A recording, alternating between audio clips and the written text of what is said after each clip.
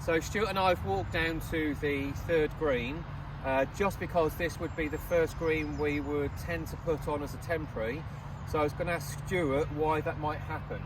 The reason we go on a temporary, because of the conditions we've been through in the last 3 to 4 weeks with the snow, the freezing temperatures, then on top of that you've had a lot of the rainfall, and then the pressures come from the amount of gold coming through the Christmas period. As you can see, the front has got quite a bit of wear area in, because it's just the one route in and out, and that's why it always suffers. With the green being front to back, it does lie wet at the very back as well. So it's just managing that area, just so that we don't lose grass coverage, so when the starting season starts, we can be ahead of the game.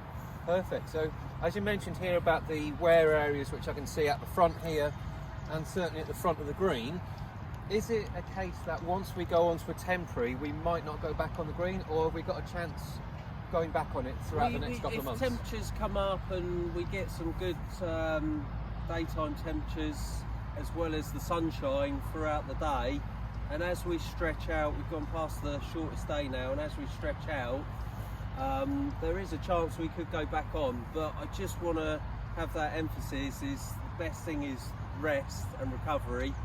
It's a bit like ourselves when we're feeling under the weather.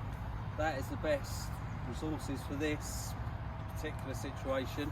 So, but we'll monitor this on a weekly basis, and then if we feel we can go back on, then we'll go back on.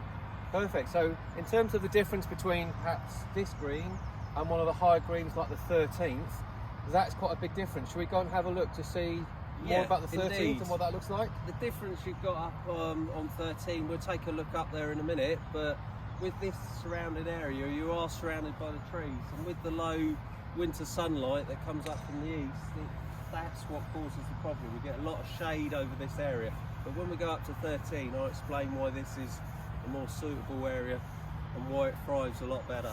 Okay, let's go to 13. Brilliant. So we've come up onto the 13th just for Stuart to let us know what is the difference with the area around here. So the difference is, and if you look around this green, there's a lot of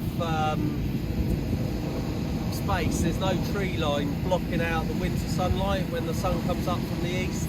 Yeah. That makes a massive difference. Obviously that's the difference to down on the third when we were down there discussing that area. The traffic areas on this green, it can be spread out a lot easier because you've got 2 points of access. It is a bigger green, it's a lot flatter, and it is that winter sunlight that is just giving that leaf and photosynthesis within the plant the benefit to recover.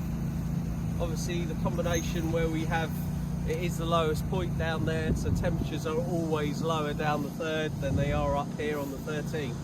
Right, so that's really informative, Stuart. So if you have any other questions that you might want us to cover on one of the videos, then please send some suggestions in. Thank you, Stuart. Thank you, Mark.